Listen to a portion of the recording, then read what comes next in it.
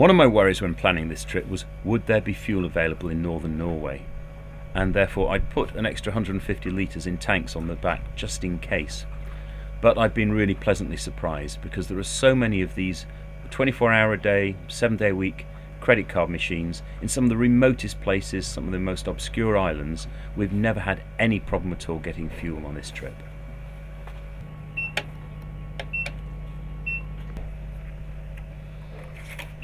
Start tanking, pump 2.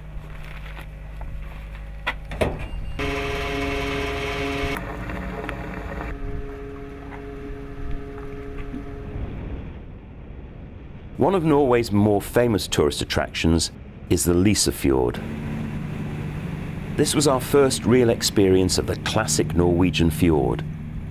A deep, narrow slash into the mountains, sheer-sided and spectacular. It's an overused word, but awesome is the only way to describe it. Waterfalls cascade down sheer rock faces almost 1,000 meters high, while below the boat, the depth plunged to over 400 meters. At times, the fjord reduces to a narrow gorge, just 200 meters between the sheer rock walls. In the summer, it's busy with pleasure boats and sightseeing trips. But midweek, and so early in the season, we were the only boat in the fjord. A very special and privileged feeling.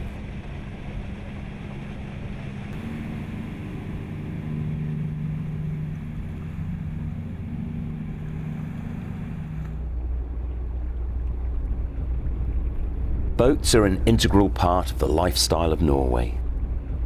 Along the fjords, just about every house has its own jetty or boathouse. Tiny islands will have houses on them. Larger island communities rely on their boats and ferries for every essential.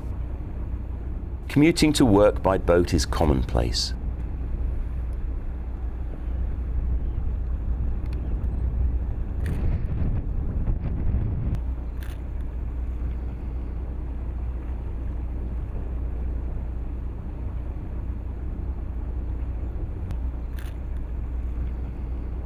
It's also possible to explore the very heart of many Norwegian cities from the sea. Yet another refueling stop on the way north. This is at Alesund.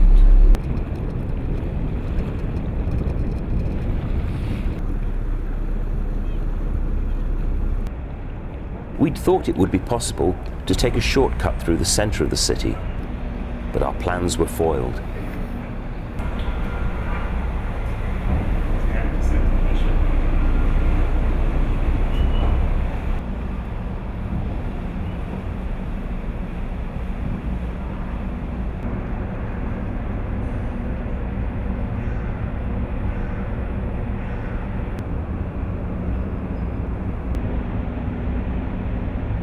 Who put that cruise ship in the way?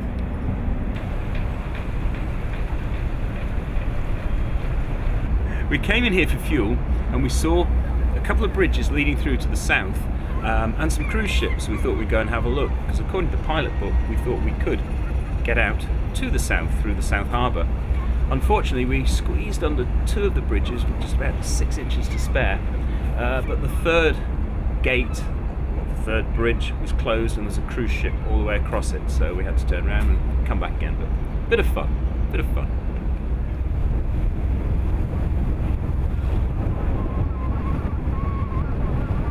The inner lead isn't just used by pleasure craft.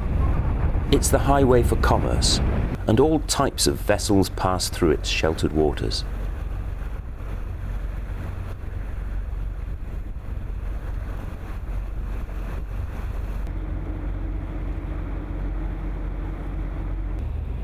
I'm a true boating geek and was intrigued by the variety of vessels of every size and shape that we encountered.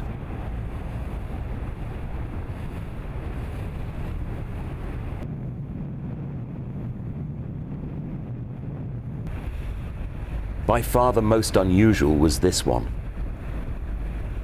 It's a Euler-class diesel sub of a type first built over 30 years ago. said to be among the most silent and maneuverable submarines in the world.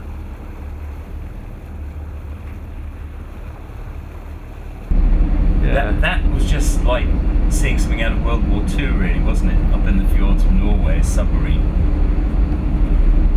Russian spies? Could be Russian. It looks very old, doesn't it? It's not a nuclear sub. I don't know what it's doing, whether it's